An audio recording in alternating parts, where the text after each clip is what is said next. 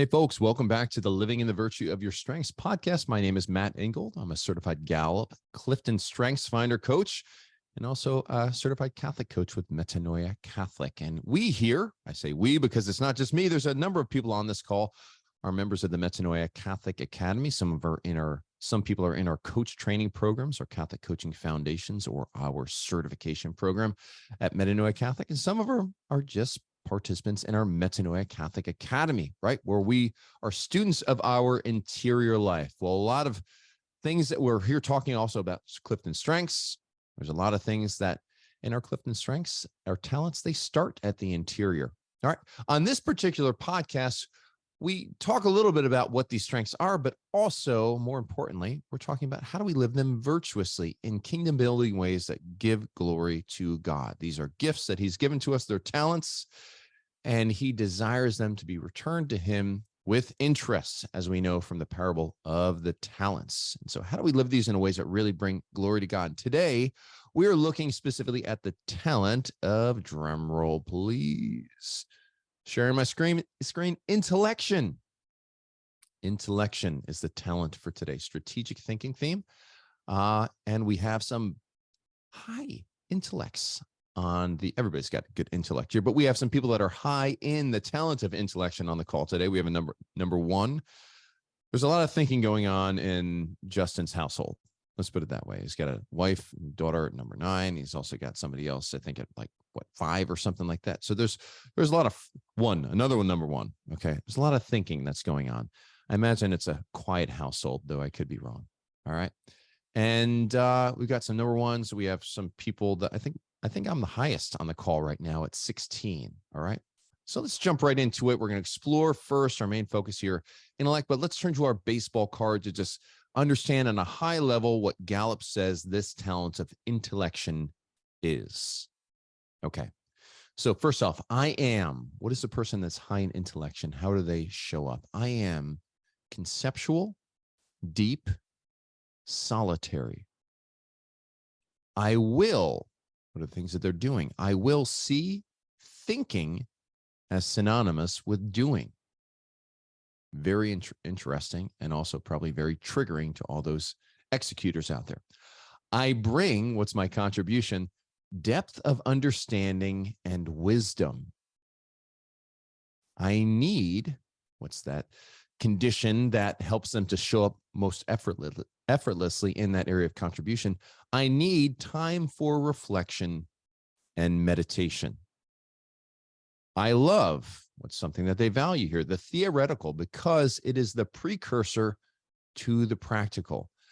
I got to be honest, when I read that, I didn't fully understand what it meant, and I still don't fully understand what that means, that the theoretical being the precursor to the practical. So I'll throw that one out there to the intellects to maybe shed some light on that.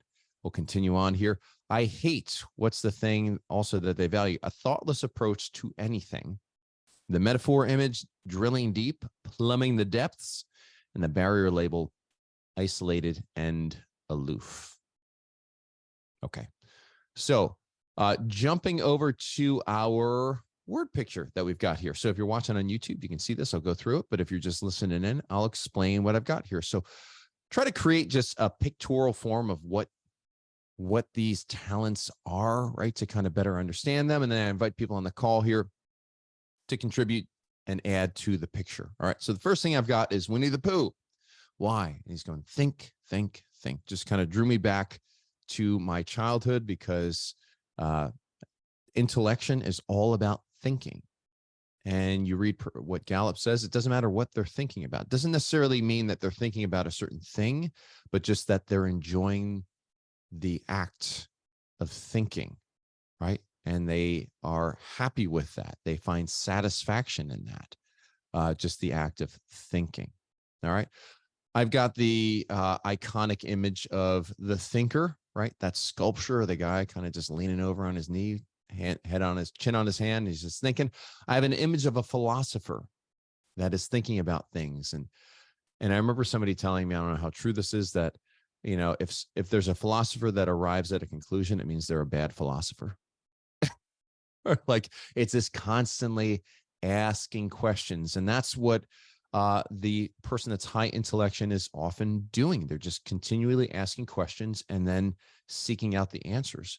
Oftentimes the person's high intellection can get somewhat overwhelmed when the amount of questions overwhelm, like they don't really give themselves sufficient time to answer some of those questions. And they go, what if, and boom, suddenly I feel overwhelmed and anxious. Okay. Perhaps shedding a little bit of light on where we might go vicious with intellection. I also have a diamond on here.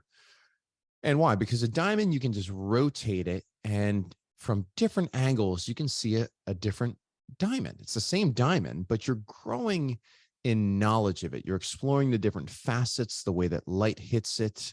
And every diamond has like this unique perspective. There's something that is beautiful, brilliant about it, and you want to discover something from all the facets. So just to take a quick glance at something and say, that is heresy to the person that's high intellection, right? Knowledge is something that takes some chewing on, some rotating of that diamond or whatever that object is to grow in understanding.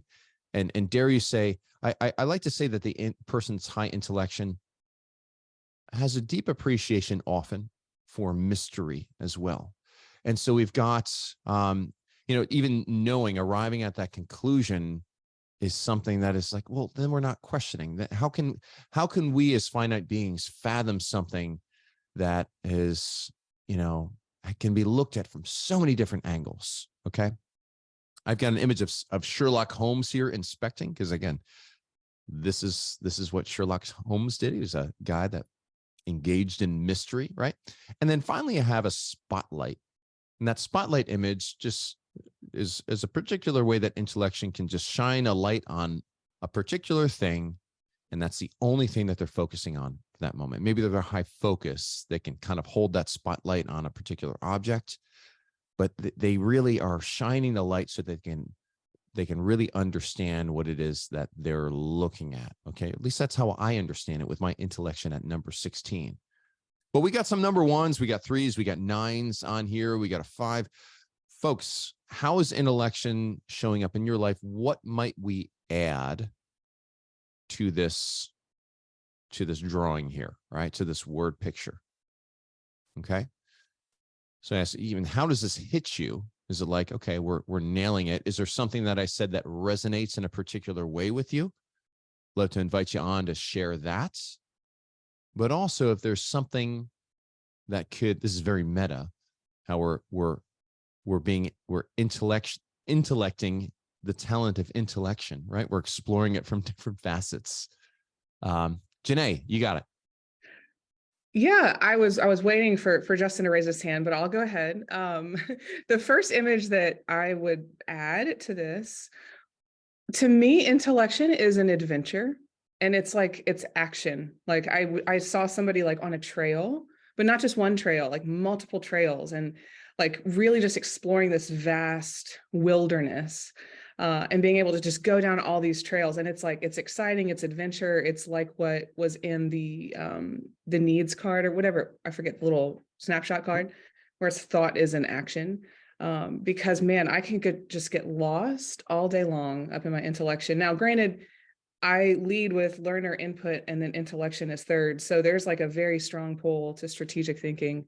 But yeah, that was just one image that I thought of. I think these definitely resonate. The focus image does resonate when I get really hyper-focused in on something, but I think it can also be much broader and also almost like a quicker process. Now that could be my activator at number 7, kind of moving things forward at a quicker pace. I know my intellection shows up very differently than lots of the other people on the call, but those are just some thoughts that came to mind about how I experience intellection as an adventure. I'm curious, Janae, with your activator so high, how quick do you move from thought to action? To action quicker. Is that a quick process for you, or is it still is intellection kind of slow down your activator? I would say it seems to enable me to take in vast amounts of information pretty quickly, and like what I'm able to take in is a lot more than maybe somebody else. I can process it quicker. I don't think I get stuck in intellection as easily. I do feel this need to move, so I will move faster, but being that I also have strategic in there, and what else do I have? I forgot my other one, futuristic. So I have like 5 strategic thinking themes in the top 10. And so I still think with the thinking, I can think that I'm taking action when I'm not really taking action. But as soon as somebody maybe outside of me can kind of be like, okay, like let's take some action. I feel like once that happens, if I need to move, I can come to a decision or a conclusion sooner. And I don't get quite as caught up in intellection, I think is probably be the answer. Yeah. Erin and I were having a conversation, my wife, Erin, we're having a conversation the other day about how we need people that are in academia that are spending their time as intellects, really exploring, because it takes time to really explore something and to really know something.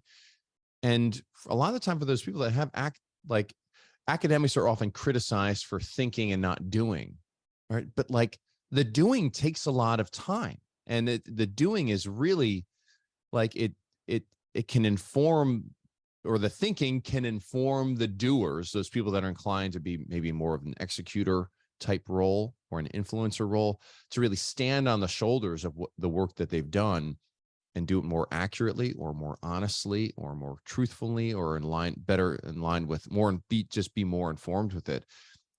But just I love what people high in intellection do, is they give me permission not to be high in intellection, especially when they're willing to share and I can kind of tap into their mind and conversation. It's a great gift.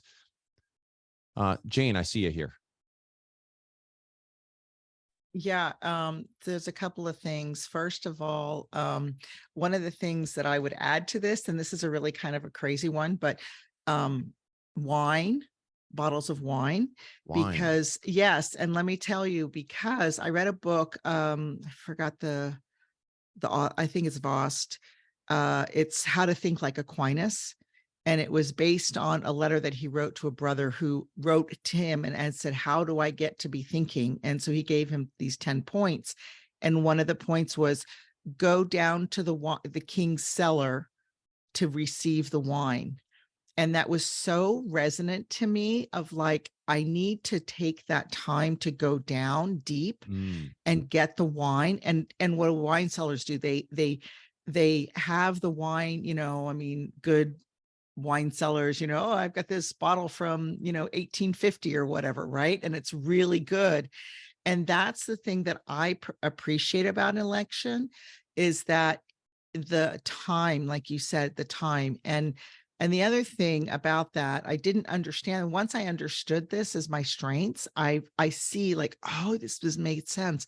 I actually stopped my master's course in Franciscan University because I wasn't getting enough time. Like, I was reading so much, like our church history, I had to read like 200 pages a week. And I didn't have the time, like you said, the intellection, like to process it, to meditate on it, to ruminate on it. And as I look back as a mother, that was my gift of a stay-at-home mom, because I would, get up and have my morning prayer. I'd read the Liturgy of the Hours, and the Liturgy of the Hours has, the second reading is always by a saint. And then while I'm doing my daily activities, doing the laundry, folding the clothes, cooking, changing the baby's diapers, in my head, I'm thinking of all of these things. And it's just, it really gave me permission. So I could see, like I said, that time in intellection, high intellection thinkers need the time to just get deep and ruminate and just delve into the thinking. And it really just made me enjoy being Catholic, because there's just so many things that I'm still exploring. I have, books and books, but there'll be like one sentence in a book that I'll just stop and think about that one sentence and ruminate. And St. Thomas Aquinas gave me that permission when he said, go down to the wine cellar. I'm like, okay, that's what I'm doing. I'm going down to the wine cellar. So Beautiful, beautiful. Love it, Jane. Yeah, I love that you brought in that image of wine, because if you look at somebody that's a sommelier or somebody that really enjoys wine, they don't just guzzle the wine down, right? It's they study it. They all, I remember going through like just a little class on this, and you get so much more enjoyment out of it, but their palate is so sensitive, and it's because they've spent so much time with something. So there's a sensitivity to experience that the intellect has that can be a real gift. I love how Corey, you put in here a museum would be something perhaps we could add to this picture if you want to come on here in a moment and share that. No pressure here. But I'm curious why a museum. Maybe there's lots of things to explore. But you also said I answered my own question, and how the theoretical precedes the practical, in the sense of like, okay, like the thinking. Yeah, we think, we conceive in our minds, and then we go and we do that work. So Justin, I'll bring you on here, man. Number one. Yeah, I was gonna say that you did kind of answer that question with, why the theoretical precedes the practical. If you think of it as ready, aim, fire, well, if you're not ready and you don't aim, then you can fire all day long, but maybe you'll hit your target, but you won't even know it. And I think what the strategic things in general, and Intellection in particular, does is it will be happy to tell you each and everything you're looking at, why it is and isn't a target, why it should be, why it shouldn't be. If you were to hit this target, then what would that mean? And they could spend all day just literally going through what you're shooting at to try to tell you why it's a good idea, why it's a bad idea, why it's an idea to begin with. I think on this image here, of these, definitely the diamond, that's an analogy in my mind that, as you described it, I think is very key, because every single way you look at it changes what you're looking at. And Intellection wants to do it all, wants to see every single facet. There's no priority, there's no importance, there's just understanding. And I love Janae's analogy of, the explorers on trails, and it's really just someone who wanders. They're not looking for a destination, they're not looking for anything in particular, but whatever they see along the way made the trip worthwhile and makes the trip worth continuing down. I think other themes will set those destinations and set those goals, but I know for me, Intellection doesn't really care where we're going. It just wants to understand everything along the way. I'm curious. It sounds like Intellection is very present to its surroundings and receptive to its surroundings. And if that's the case, I wonder how important is it for the person high Intellection to really be regulating their environment? So I imagine environment could just trigger you to go all over the place. Oh, very much. I mean, the kind of, in the baseball card where it talked about kind of being, solitary, it's not necessarily a want, but kind of a need, in a sense that, I want to be surrounded by things that help me think. Sometimes that's just quiet. Sometimes it's people around me. I mean, depending on, the kind of person you are. If you've got other, like, I've got a lot of other relationship building themes in me, so it doesn't bother me that people are around me. And sometimes being completely by myself can be off-putting, in that I realize I'm completely disconnected from everyone else, where for others that may not be the case. Some people do their best thinking in like a noisy coffee shop, and just surrounded by the buzz and feeding off the energy of what's going on around them. That gets them exciting, gets the juices flowing, so to speak. Others want that room in the back of the library where there's absolutely not another single person, and they are perfectly fine with that. I think that's definitely a probably a temperament and other things that's coming into play on this. I think in in an election, someone with high intellection who's sanguine is going to look very different from me, who's phlegmatic, and a choleric who's high intellection. I would actually love to see that animal. So, well, you got a sanguine choleric that's high in intellection with Jane over here. Oh, but Janae, there you go. Yeah, I guarantee her and I intellection look very different in presenting, but I know Janae loves to go deep things on as well. That for her in the end, it's to pull it all together and get someone moving in a direction. And for me, it's like, no, I'm good. I'll just be here, reading, sitting in the corner, and if you need anything, just tap into my responsibility and let me know. But I'm probably not going to be fishing it out or throwing it out there, but I'm ready whenever you ask. So, Justin, thank you. Something that you said there, Justin, and is that taking the diamond and always looking at it from all these different angles. And I'm curious, do you ever know, is there anything that's knowable? Like, or is there always more exploration, or do you arrive at a place where it's just like, okay, it's a finite object, I've got it figured out, or at least enough, I don't need to go deeper? Or do you just constantly want to explore more?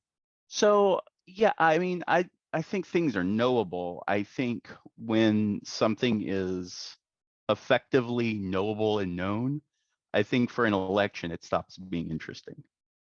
Like if the fact that 2 + 2 is 4, that in and of itself isn't very interesting, but why is a 2 a 2? Why is a 4 a 4? That's the kind of stuff intellection will then take and go, okay, well, we know this is true. I'm not going to ponder the fact that 2 + 2 is 4 anymore. That's a given.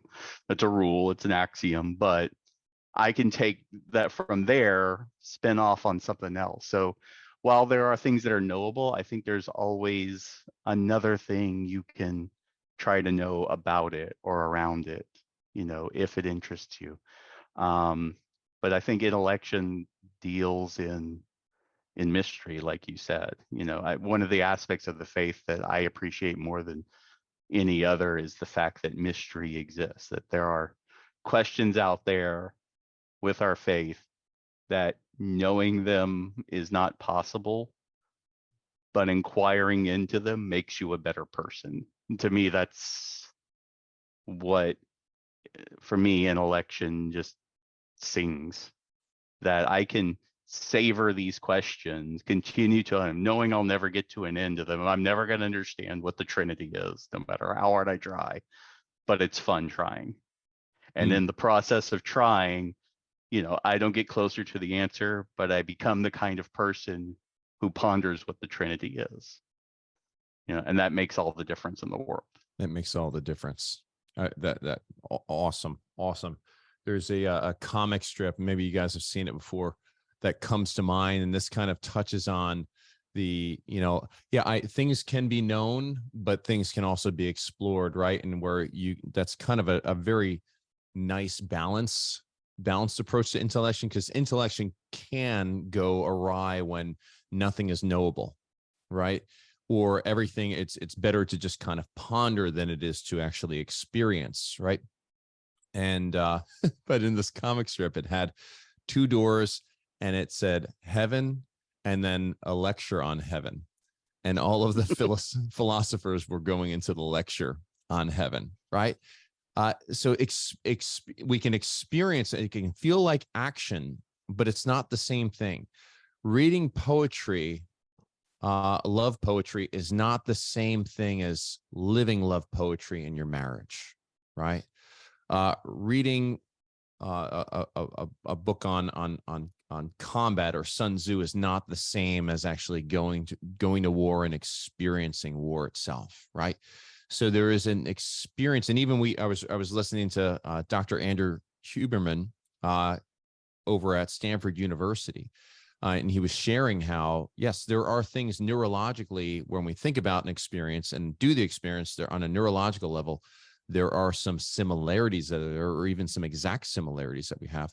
but it's not the same thing. It's always better. You don't learn to play the piano by thinking about the C chord in your head over and over and over again. At some point, you actually need to put your fingers to the keys. Okay. But then there we go. The theoretical making the way for the practical.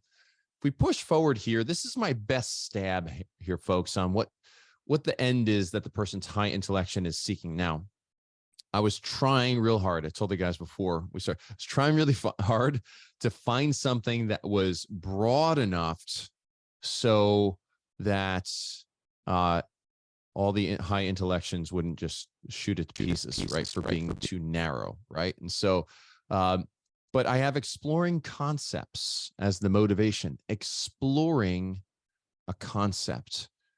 I've thought maybe it was like understanding something more, to just seeking an understanding of an object or a concept. But is it resting in the understanding? Is that what they're seeking? Or is just the act of exploring something on a cognitive level a resting place in and of itself for the person that's high intellection? I'm seeing some head nods that are here. I don't know if I'm being clear. Janae, how's this landing for you? I like it. I think there is a certain a piece of me that likes to know, but I wonder if that's also more the input kind of flavoring it. It really is the exploration that's really exciting for me. I think I would be interested to hear Justin's thoughts as well. But yeah, I really do think exploring concepts is invigorating. It's, yeah, just giving that space and time to dive in and explore is that is part of the journey. I think that is the resting place for me when it comes to probably specifically intellection and not the other strategic thinking themes coming into play. Yeah. So exploring we think exploring means you have to go towards a destination. No, the act of exploring could be the destination, just resting in the joy that comes from exploring. You got a thumbs up from Corey here too, as you were talking and highlighting that word explore. Suzanne, what do you got at number 3? Was it 5? Number 5. That thought you just expressed drives me crazy because my number 1 is achiever. So I'm going to think it out and then I want to get it done ASAP. And my other family members being very high in intellection, all their others, top 5 are strategic. So yeah, I'm the one who gets things done. That's why we think. So is there, I'm curious, in a household of high strategic thinking, what does the process look, and you're number 1 achiever, so you love checking those boxes and getting things done. What does the process look like? Is there a family meeting? Does everybody kind of like get to weigh in here? Or, when does the baton get passed off to Suzanne to bring the project home? Well, in the past, before my husband began his wonderful road to recovery, which is now going on 5 years, in the past, we all thought about it, and either I did it or the only way to get help was to tell people what they needed to do, which I hated doing that. It's like, really, you can't think that for yourself? And now, because I know I don't have to do everything, I can think about it, I can know how to achieve it. We can not do it. Like right now, it's Tuesday, it's trash day, and the trash cans are in the garage, and I'm okay with that. And when my husband figures out they're there, he'll go, well, I'm not going to forget that next week. But so that's the story over here. Yeah, but even the think of it this way too, Suzanne, like, just because people can think of the things, they just may not necessarily be inclined to act on those things.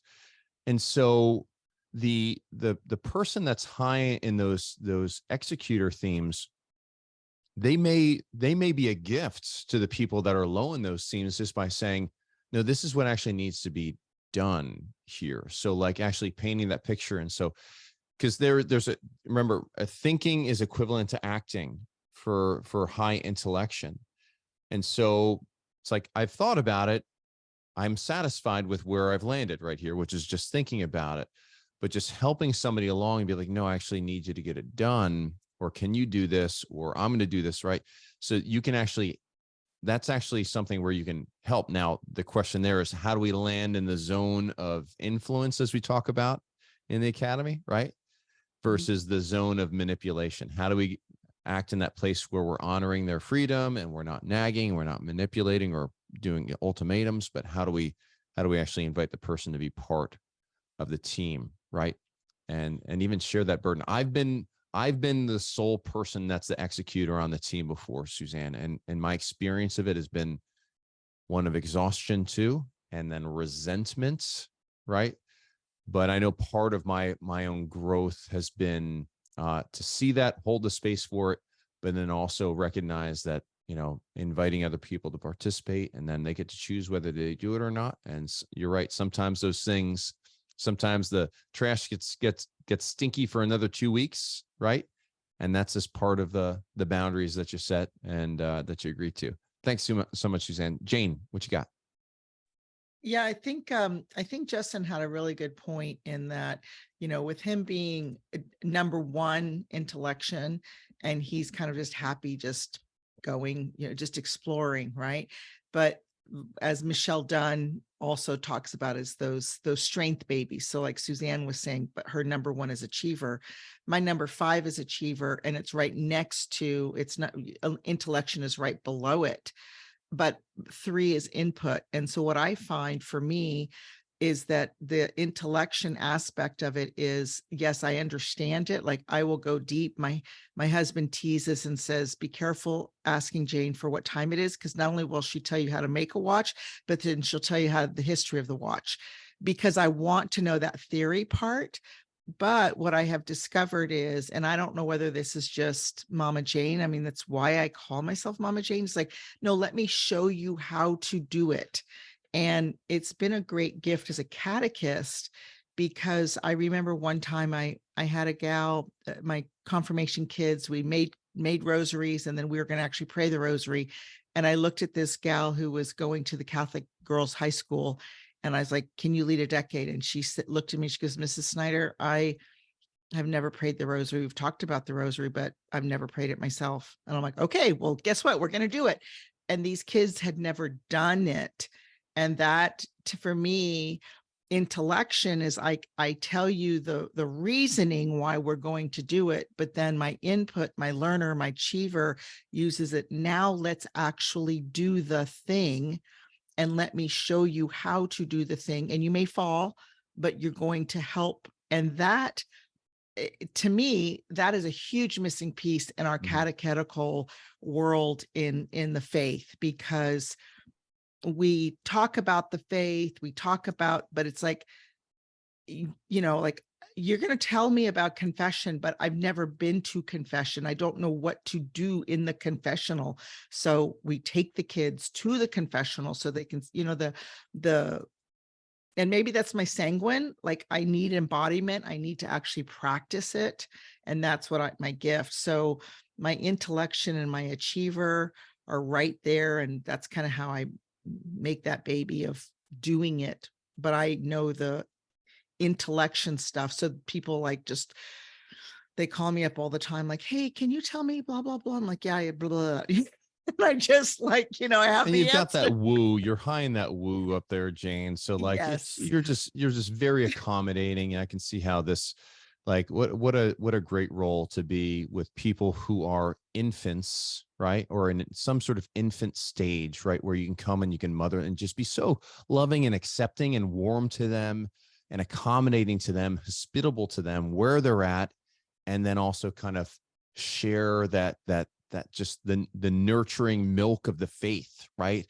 And all those things that you've got to be able to just nurture these kids to a place of maturity. That's exciting. I'm really excited that you shared that. As I always want, it's like Mama Jane. It was just easy to call you Mama Jane because like that's kind of how you show up.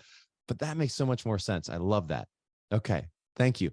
All right, folks, we're going to push on to our kind of pivot the conversation here over to how we live this out virtuously. First thing we do is always look to scripture. So I got a really simple one here. It's from Luke chapter 2, verse 19. And Mary kept all these things, reflecting on them in her heart. Some translations you hear, Mary pondered them in her heart. And we see this word pondering, reflecting on them, actually taking place in two occurrences early on in Luke's gospel. This first one is at the announcement of the shepherds, right? The shepherds showing up at the nativity. Mary kept all these things and reflecting on them in her heart. And then the next time we see this happen is in the finding of Jesus in the temple. It says, in my Father's house, going about my Father's business. Mary kept these things and pondered them in her heart. All right.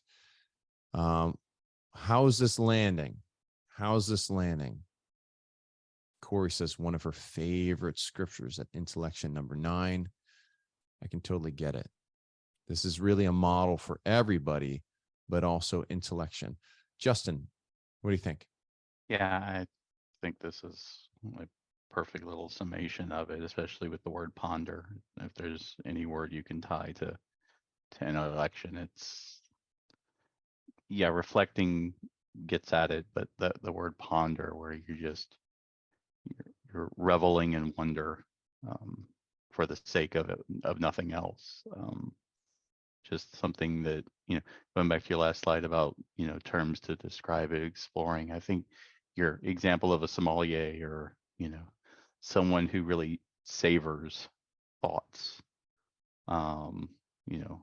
takes on it, chews on it, gets everything they can out of it before they possibly can, before they move on, however long that takes, and just always enjoys having the quote unquote their mouth full of flavor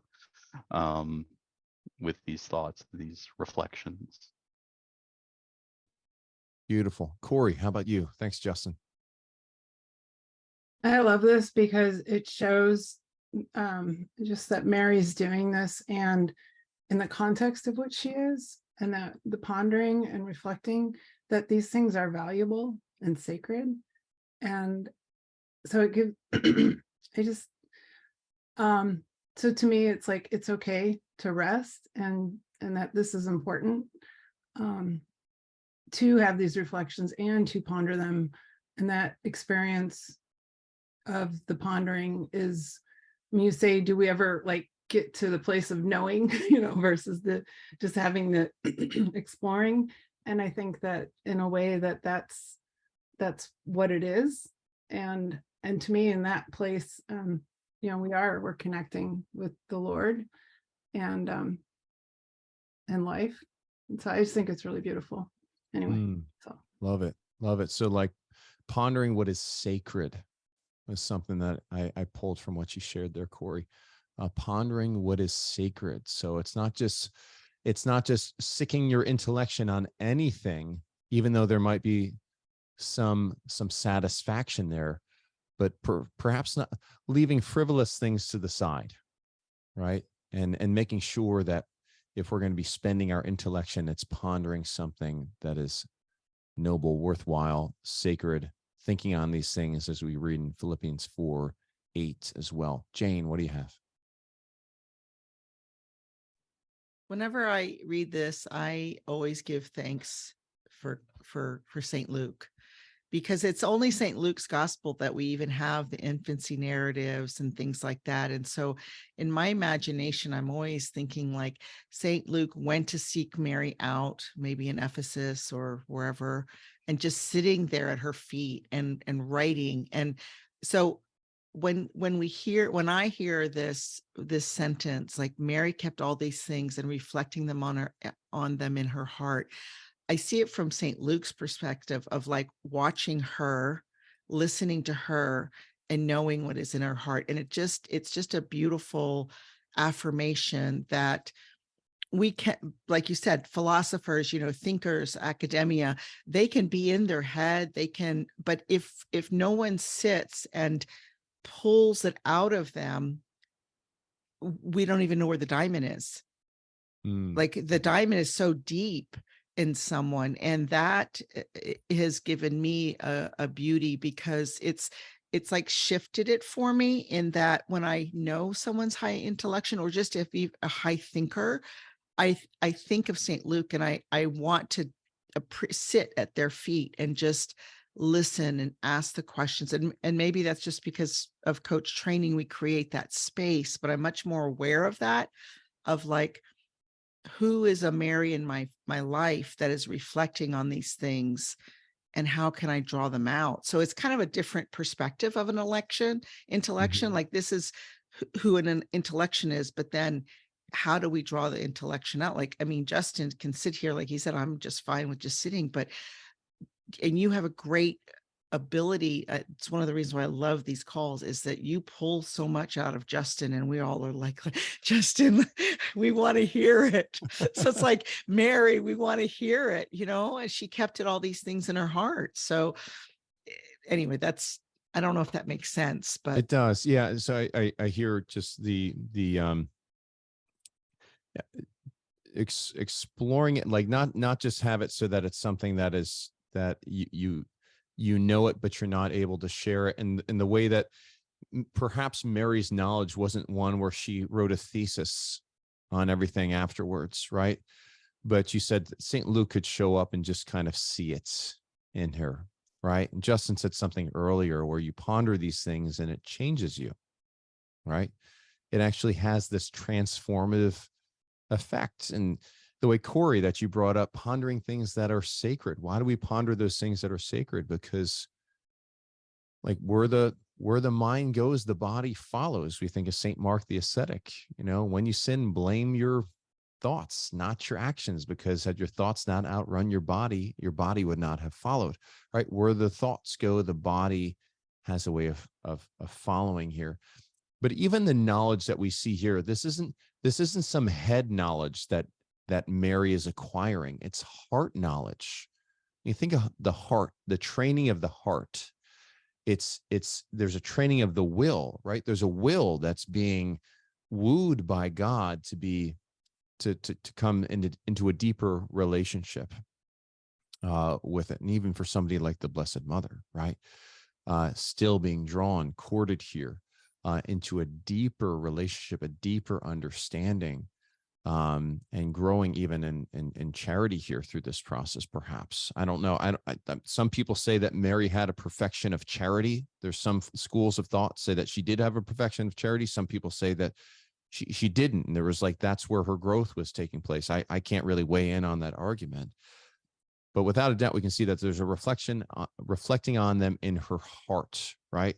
And so this is a way that I think that intellection, which on a vicious side can stay only in its head and never be fully transformed. They can be the theologians that have all of the knowledge, but they haven't actually become or been conformed to the thing that they're studying or the person that they're studying. And that's really what matters. There's going to be a lot of theologians that sadly are not, they're not received into the kingdom if they haven't made that journey. Right? Not all who say, Lord, Lord, are fit for the kingdom of heaven. These are heavy words. And I think it calls on us, even those people that are high intellection, but all of us, to really make sure that when we're pondering things, we are allowing the Lord to bring us on a journey that is beyond our own ability, our own faculties to conceive. This is what the dark night of the soul is, folks. John of the Cross talks about this. What's so dark about this? Well, the dark night of the soul is you're going to a place that the intellect the light is so bright that it's darkness to our intellect. We can't even fathom it. And there's something that's taking place that we can't, it's beyond our faculties to be able to comprehend, but something is happening nonetheless. And the more we cling to the knowledge and the engagement of our faculties, it's the equivalent of the blacksmith that is constantly just pounding at the hot steel rather than just allowing the fire to purify the metal, right? And even the work that we're doing at Metanoia Catholic, we need to know, the journaling that's going on, the coaching that's going on, we're pounding at those faculties and we're working on getting those into the proper order. But at some point here, folks, we outgrow the method of our own, leaning on our own faculties, and we must decrease and he must increase, lest we think that we can do thought work all the way to heaven. No, at some point, the Lord passively begins to purify us in ways beyond our comprehension. That's kind of one of the things that I draw from this scripture here. Okay. Awesome. Find, see, dwell in the sacredness, take it to ourselves in our heart. Corey, love it. You're writing poetry over here. I dig it. Okay. So we look here on the virtuous side versus the vicious side. Okay. We look at these things in terms of our relationships. Does it lead to interdependence, that virtuous side, or does it go independent, dependent, or codependent? Okay. So on the virtuous side, interdependence. I think one way that it can go interdependent is when it raises the intellectual understanding of the team through ongoing exploration, right? So it's not turned inward on itself for its own titillation, for its own delights, but rather it seeks to be made a gift, right? And the person that is high intellect has a way of focusing their intellect to be able to give the people on their team or in their family or in their parish what they need to receive at that point, right? And so this may even temper what they seek, what they focus their intellect on, what they ponder, right?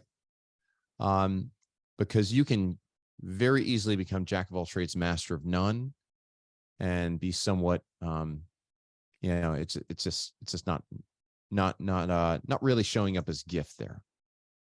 Okay. Ponder that. On the independent side, indulges in frivolity, right? So frivolous things are things that don't necessarily matter, but you can still get that kick, right? Intellect gets that kicked on just pondering things, but we can go down an indulgent path if it's something that keeps us in our own world and we're not able to show up as gift, right? Draws us out of relationship.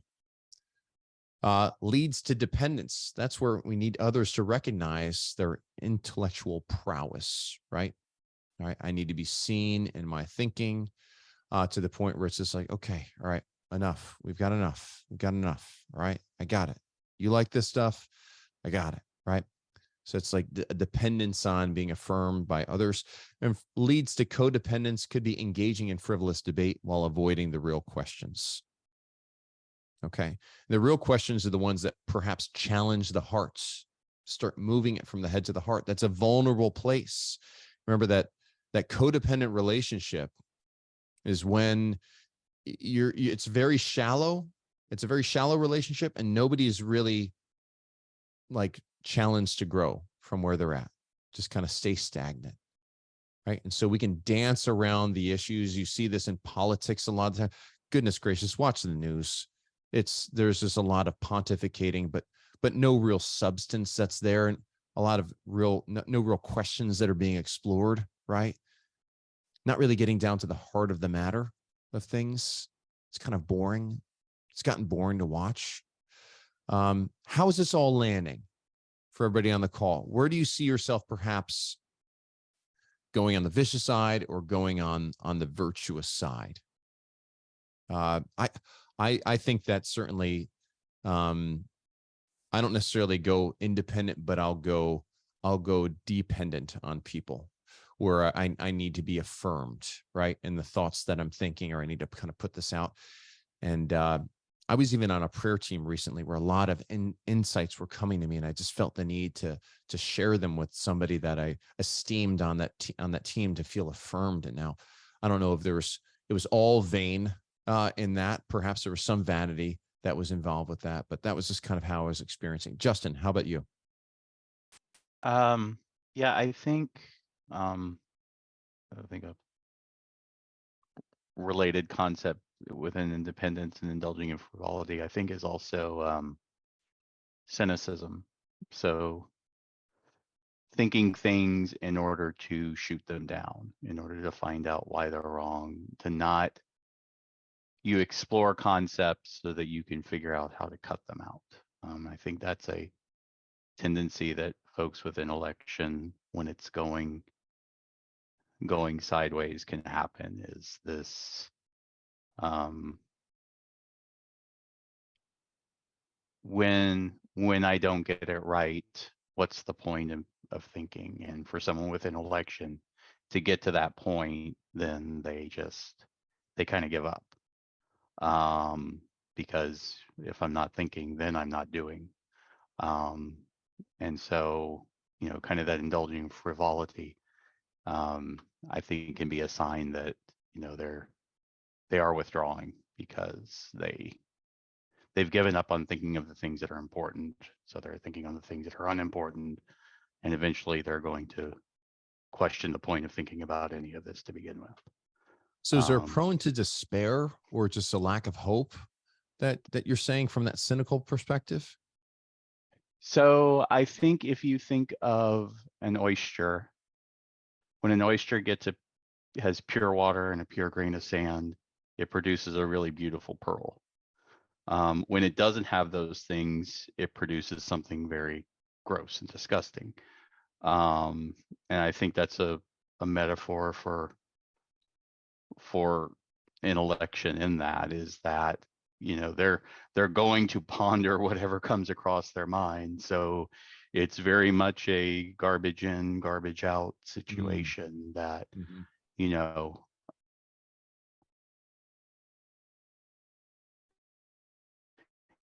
I think I might have lost you, Justin. There you go. For example, I also have high empathy. So I'm very attuned to emotions that are going on. And if I get wrapped up in the negative emotion of others, then I'm spending my time pondering negative things. Very rarely does good come out of that, or anything useful, to say the least. But in the same time, it's one of those things, joke I posted the other day, that you get in this mental conversation or argument with someone, and before you know it, you're actually verbally saying something, although the early person in the room, because you've so gotten involved in this mental image construct argument over something that someone said that threw you off. And it could have been 2 weeks ago, but you're still churning on it. And I think that's that kind of, when it goes vicious and independent, that's one of those ways you can see that, will others see it? I don't know, but within yourself, at least, that if you realize you're dwelling on things that you weren't intentionally doing it, then that's really something you got to go back and check your traps and filters to see what you're letting in. Because I think really even like going dependent, that could be a nuance of going dependent, where I really need somebody to be a villain here. And so, like, in the way that I'm thinking about them and my interaction with them is through this lens of them being a villain. You're right. You're going to, what the mind looks for, it finds, right? So all that evidence that's there. And so you could really go down that path of just, that leads to that cynicism that's there. And folks, this changes you. Like, this is something that I realized when I was doing that. Every time I felt slighted, I would replay the conversation again and again and again with what I would say and how I would got the I gotcha moment, but I wouldn't be having a conversation with a real person. It'd be with a straw man in my head. And I would always win that conversation, but I would never grow, right? Nobody would ever grow from that. But it would change the way that I would act with that person when I'm around them, because now I've conditioned myself with my thinking. So again, where we're focusing our intellect, there's a conditioning that is taking place. And so perhaps that's really a good pearl of wisdom to share here, Justin. The person that is high in intellect, what's going to govern whether it goes vicious or virtuous is really what you're focusing on, right? What you're pondering, what you're choosing to think about, right? I love this. Suzanne, thank you. Proverbs 4:23, guard your intellect, for out of it flows the springs of life. Wow. Right. And just how quickly could also flow the springs of death at the same time if we're focusing on the wrong things. Janae, what do you got?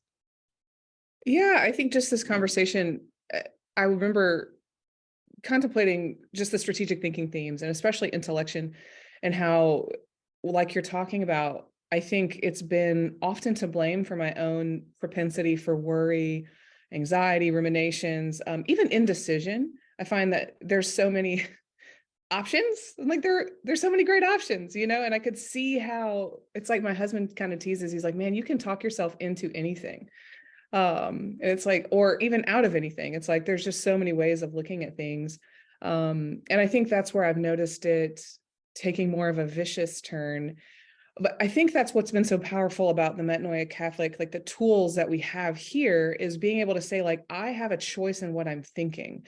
I used to give way too much power in the so many thoughts, and like, not only whether I would say like, well, this must be truth because I'm thinking it, or there was just it was just intellection without any boundaries at all, and without any rules. And it was very oppressive, I felt like, for my interior life. And so it's been really beautiful to see, like, as I'm discovering these boundaries, as I'm seeing the overuse of intellection even, and I think that scared me from using it in a positive way, because I have overused it. So I tend to not make space for intellection, because maybe I'm a little scared of like what's going to come out of that, or I don't necessarily trust that. I don't necessarily trust myself and my own intellection. I think intellection has been a little bit of my own problem child in my own top 5.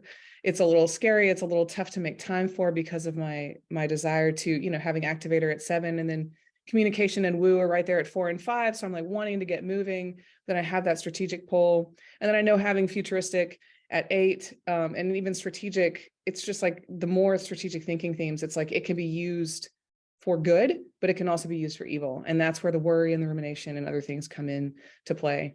And so, yeah, it's a slow process of really training the virtuous side of intellection, and allowing it to come out and to be used, and then also to set boundaries when it needs to be there. Yeah. So. Janae, it's inspiring to see like your growth in the way that you've just flowered in this area. Janae is actually one of our resident coaches at Metanoia Catholic. She's a strengths coach. So if you want to get coached in your strengths, Janae is your gal. Just go to catholiccoaching.com, and our resident coaches there. You can schedule a discovery call with Janae. But something that you said, Janae, was when there was no boundaries, you found that oppressive, which is often what people think. No boundaries is like going to be the opposite. They think no boundaries is going to be liberation, right? But it's the boundaries that actually give that experience of freedom. Freedom to what? To use this talent as it ought to be used, right? Beautiful.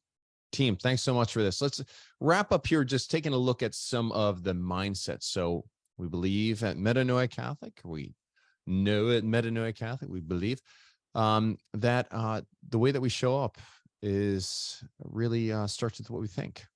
All right. So what are some of those virtuous mindsets that could incline us towards living intellection out virtuously? I like putting a question out there. Is there an angle to this, quote, situation, object, whatever it is that you're studying, that the team is not sufficiently explored? Right. And so that team could be your family. It could be your spouse. It could be the team that you work with, your kids, whatever. Insert that for team. But like, just think, because what I like about this is it considers first, not what do I want to sick my intellection on, but what does somebody else need? How can I really be a gift? And so it inclines that intellection to show up as a gift to somebody, to a willing recipient, right? Go to the independent side. Maybe the mindset is, hey, my mind is my own. Well, yes, that's true. That's true. But it's not created for us solely for our own delight. Yes, the Lord, there's delight that's there, but man does not know himself except through a sincere gift of self. We know that as well. Okay. So coming to know who we are is more so through the self gift and in relationship than it is in isolation. So yes, my mind is my own. Well, it can be a very lonely place if that's the way that we're thinking. I have these knuckle draggers really could use my perspective, right? Often that dependent side of thing where you need somebody to receive your perspective or many perspectives that you're stewing on. Again, People get to choose whether they get to choose to stay in the dark. Even you may desire to give something sincerely good, right? But if we need them to receive it in order to feel like we're better or feel good or whatever, like we're going to move into that dependent relationship, and we may feel inclined to operate more in that zone of manipulation, right? Than that zone of influence, which is always inviting people, right? Inviting people. And then finally, in that codependent side, it's I determine what's important. So don't ask me questions. Don't ask me questions that I don't want to answer. And you got coaches on this call. How many times have you asked a client a question and they respond with another question? It's like, no. I see what you just did there. Right? It's like, no, we're in this coaching relationship because we want to move, we want to grow. Well, some of the growth is happening in these questions, and they may take us to some uncomfortable places, but that's also where the growth is. Okay. All right, folks, that's all we got here today. Any last thoughts on intellection, team, that we want to throw out there to the listeners? What do we got? Any final thoughts? Justin, I'll throw it out to you. Janae, I see your eyes are up and to the left, which means that you're thinking. All right. Yeah, I mean, thoughts? so one of the descriptions that I've heard for an election, and I think it's one of those that if you have it, it makes sense, and if it doesn't make sense, then you probably don't have an election. It's this mental hum. It's always going on, like background music in your mind. It's always something that you always know you're thinking about something, even when you're not thinking, even when you're trying to not think. It's just this, it's like a little white noise machine in the back, and you know it's connected to a machine that's processing through something at any given point in time. And it's always there. And understanding that is a CliftonStrengths really pointed out. I mean, this was one of the ones that made the concept of strengths click for me. I'm like, oh, this is actually not just my brain being weird. This is me actually doing something fruitful. That these random, I disappear, I go take a shower, and then all of a sudden something makes sense to me. And I really didn't think I was thinking about it, but yet I was, apparently, because out of nowhere, the toaster goes off and the idea pops out. So it really is that phenomenon. And so beautiful. The toaster. Yeah. I love the toaster analogy. And I mean, you say you can go off, take a shower, do something, come back, and suddenly you're at a place of understanding because you've continued to think of that. I mean, even listening to Dr. Andrew Huberman, I really love his podcast, but the way he talks, how important sleep is, right? So sleep could be one of those great conditions for the person that's high intellection. Folks, sleep is like the same thing as like, so the intellection work, the very conscious work we're doing is like going to the gym and lifting the weights, right? And tearing those muscles. But sleep is like the recovery and getting that, like the protein shake afterwards, where all that rebuilding is taking place. And that's really where the new connections are taking place. So if you ever crammed the night before an exam and you didn't sleep, probably lost quite a bit of that. Janae, what do you got?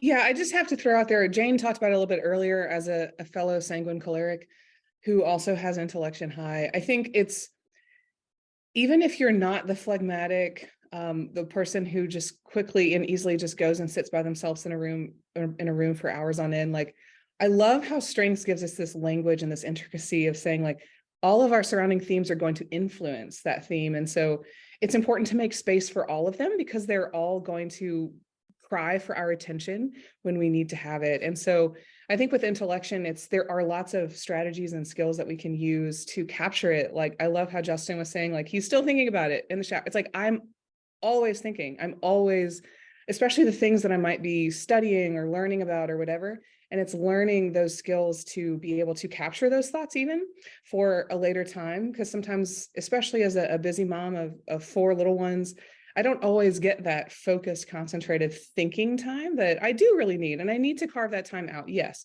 I like that time. And God can do a lot with even those little bits of space. So just that receptivity to the Holy Spirit, to allow the Lord to use that gift in yourself to be able to give your gift to the world. Like, don't discount just because we have these little pieces of ourselves that might be fighting with each other. It's important to learn to tame them so that we can really give that gift to the world that was meant to be given. Beautiful. Love it. You're getting some hearts from the team here. Awesome.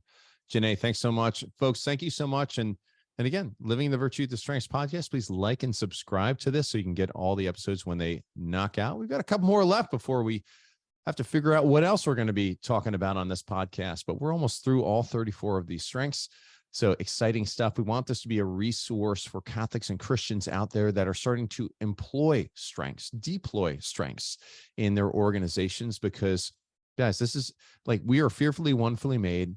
And when you give people an opportunity to do what they do best on a regular basis in their place of worship, they don't leave. The stats show it. The Gallup polls, they show that's what keeps people growing, churches growing and booming and moving from this Christendom model to an evangelical missional model, right? And if that's a triggering statement for you, all right, dig into that, do your own work on it, because we are living in a time where the church needs to be missional again and grow, because we've got some struggles, real struggles out there.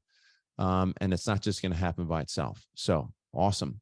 Folks, thanks so much. Like, subscribe, check us out in the Metanoia Catholic Academy. That's where everybody on this call is a part of that. And you can go to CatholicCoaching.com and join the Academy and learn how to join this call and a bunch of other coaching calls and workshop calls that we offer there as well. All right. God bless.